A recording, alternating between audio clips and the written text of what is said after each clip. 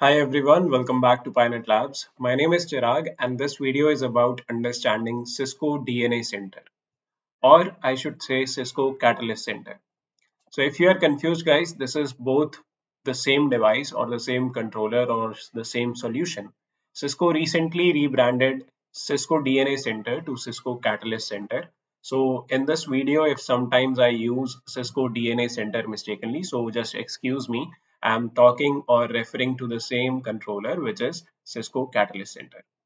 When we talk about Cisco Catalyst Center, it is a network management and automation platform that acts as a single pane of, you can say, glass for managing your entire network infrastructure from campus to branches, from wired devices to wireless devices. If you enjoyed the content of the video, don't forget to like and share the video and subscribe to our channel. When we talk about Cisco Catalyst Center, it operates on the basis of intent-based networking.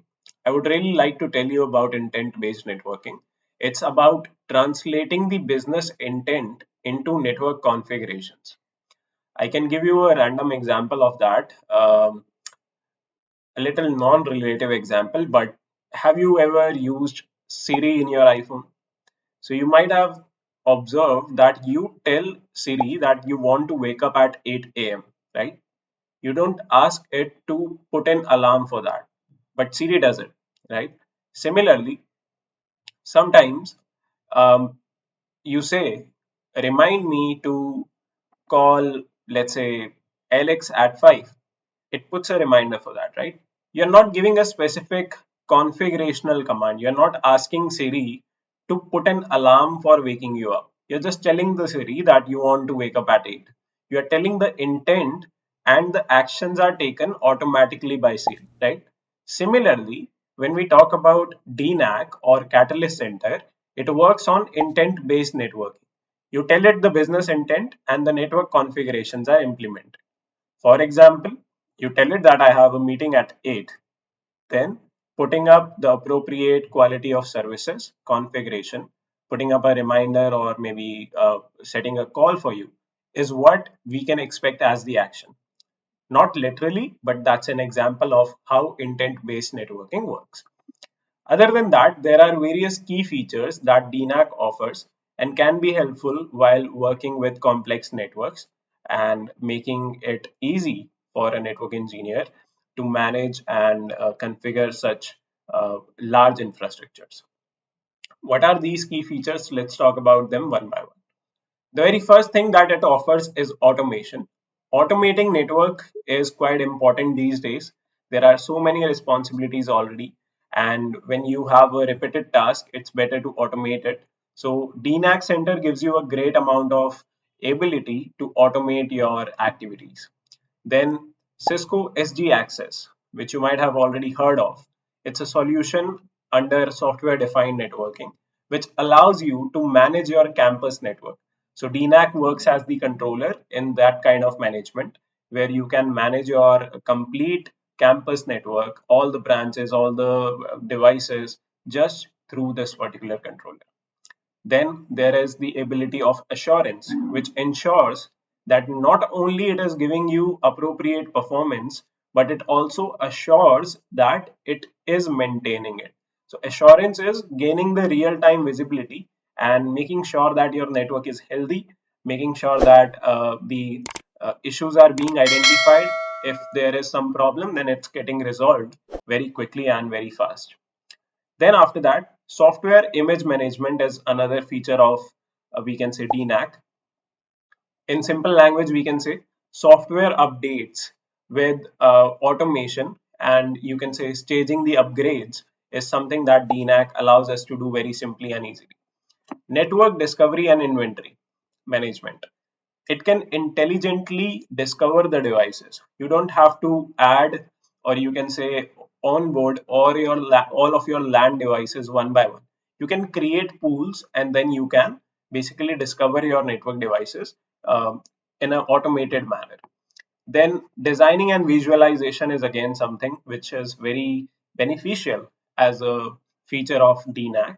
where it allows you to visualize your whole setup. You can add your sites, you can add your branches, your floors, everything. You can get up to the detail of devices as well. So it gives you the ability of defining the hierarchy and managing the complete site through a graphical user interface. Now, many network administrators find it difficult to navigate through the features of Cisco DNA Center. In this video, we are going to get through it. I'll give you a quick introduction to the interface of the DNA Center and will also help you in understanding the various features which DNA Center offers. So I'll break down the key features of DNA Center like automation, assurance, security, and we'll give you the practical insights as well about how you can navigate these things into the interface of Catalyst Center or the DNA Center. So let's have a quick look. Here I have a DNA Center deployed in my setup. I'm quickly gonna log into it. My credentials are already saved. I'll log into the device, and this is the welcome page. It says welcome to Catalyst Center, as you can see here, and then it tells you that okay, Cisco DNA Center is now becoming Catalyst Center, and then gives you some information about your particular network infrastructure. This appliance of mine is not something in use right now with a live network. That's why most of the things you will find as zero. But when it is in the production environments or is connected or is you can say integrated with a live network, it can give you a great amount of insights on the database. For example, as you can see here, we have a category called health, which tells me about the health of the devices. So I can see the health of network devices. I can see the health of wireless clients. I can see the health of wired clients, and then so on. I can get into the details of it. Then if there are any critical issues, I can look through them. I can check the issues. I can check the details of those issues and can take the appropriate actions to fix them. Then I can see the trends and insights. I can check the access points, performance and advisories, then the trend deviations for the wireless devices. Similarly, we have some information of the network where we can see the number of sites that we have, number of network devices that we have, network profiles that we have. Then if we want to update some images of the devices, we can do that from here. We can put the licensing for the devices through this, and then some notices and EUX status. That's your home page. Other than that, if you see here, there are some options available here. This particular bell icon is for checking the notifications. This is the notification center. As of now, there are no notifications for me. Then here is the page for help, where I can read about DNA and can understand some features related to it. Then we can also connect the software management to the cloud. We have the option of searching the options. For example, if I want to search anything, let's say related to automation. So I can just type the keyword and I can see the help pages or the appropriate features that can allow me to work with automation. Similarly, there is a star icon which is used for bookmarking the option. If I want to make some window as a favorite or and bookmark it for basically ease of access, I can use this particular option. Then there are these three lines on the top left side, which brings us the menu option for the Catalyst Center. There is the design category where I can design my network hierarchy. I can set my sites, I can set my areas, I can set my buildings, and then maybe a branch and so on. Then similarly, we can put up network settings, we can add network profiles, can create image repositories, service provider profile, CLI template, feature template, authentication template. Then we have the policy category where we can create grouped based access control, which is a great feature of DNA Center. It allows you to manage the communication between the devices on the basis of group or you can say security tags. So group based ACLs or policy implementations can be done through this particular option. Then we have the option of provisioning. We can add the inventory where I can discover my network devices. I can add my network devices. We can use plug and play. We can do LAN automation and we can get some inventory insights as well. For example, right now I don't have devices here onboarded. That's why the inventory insights might not bring a lot of information. But things like the speed or duplex settings mismatch or VLAN mismatch can be identified through this particular insight page. Similarly, we have the options of managing zero trust overviews. We can add fabric sites, we can add virtual networks and define the transits. Then we have the option of assurance, which basically tells us about the live data of the network. Here you can check the health of the devices, you can check the issues and the events that are taking place, Wi-Fi 6, power over Ethernet, check the dashboard library, trends and insights, everything, network heat map, peer comparison, network comparison, and so on. For example, if I click on trend and insight, so I can get basically somewhat like this information looking like this. This is an example data as the device is not yet connected. That's why. But yeah, these information or insights can be a great help when we want to manage a network or when we want to make sure that my network performs effectively and efficiently. Similarly, we have the great option of workflows. Now, for people like me, who basically, for example, if you are someone who wants to learn DNA Center or don't have much of experience with DNA Center, then this is the option for you. You click on workflows and you will get step-by-step guides about various tasks that you might want to implement through your DNA Center. As you can see, there is this option of image update. So if you want to update the images, you can check this particular workflow. It will give you a step-by-step guide of how to do it. You can create your task, then you can move to the next option and can select the appropriate options for putting a successful image update action in the DNA Center. Similarly, site-to-site VPNs can be created. Layer 3 virtual networks can be added. Layer 2 virtual networks, fabric sites can be added. All of these things can be done through looking these particular workflows.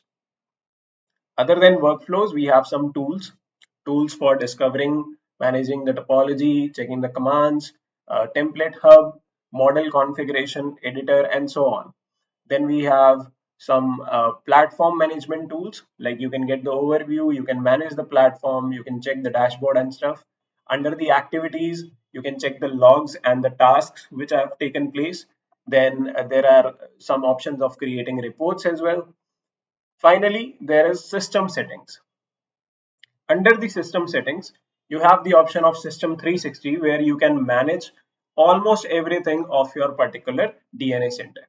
Here you can define the host, you can check the high availability of the devices, you can manage the clusters, you can manage the system, then check the externally connected systems.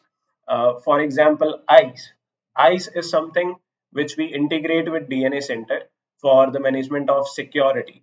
So basically, all the policies, all the security, all the authentication, all of these are taken care by the integrated service device, which is ICE from Cisco. And we use the integration of ICE with DNAC to implement the enhanced security, right?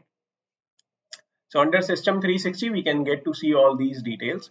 And for implementing the integration and stuff, we can get into settings. Here under the settings, we have various options for managing certificates, for managing accounts, for managing the device settings, and so on. So we have to look for,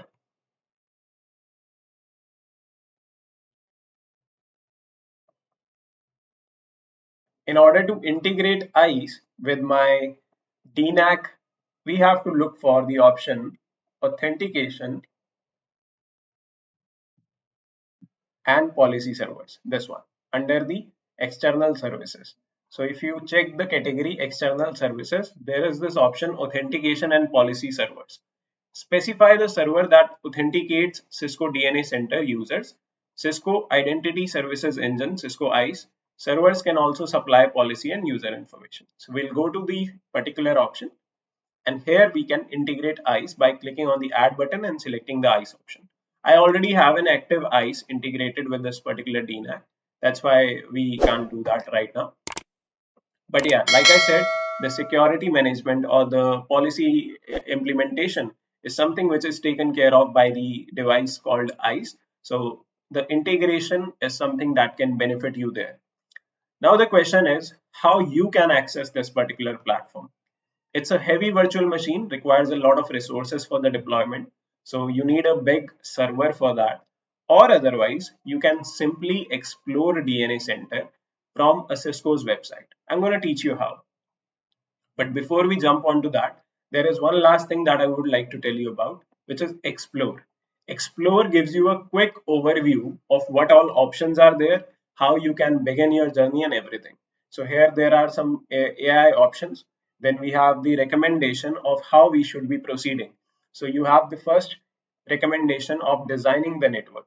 It tells you that add a site and then designate golden images for the devices, create wireless profiles of SSID, then implement policies, then go for provision, then go for assurance, then check the system settings and stuff. So you can learn the complete thing or learn to deploy a campus infrastructure even directly inside the DNA center. Now, definitely there are many other things, many other technicalities which gets into picture. For that, we have the dedicated trainings and stuff. But yeah, if you are someone who wants to just explore the solution, you can get to learn about it by simply experimenting and going through all these options of Cisco DNA Center. The question is how you can do it, right? Without deploying the virtual machine. So you can also get the access of a DNA center by visiting devnetsandbox.cisco.com. You'll need to create an account on this particular website, and on this particular website you get the access of various platforms that Cisco offers. So you can access ACI devices, you can ACI simulator, which is the controller for data centers used for managing Nexus devices.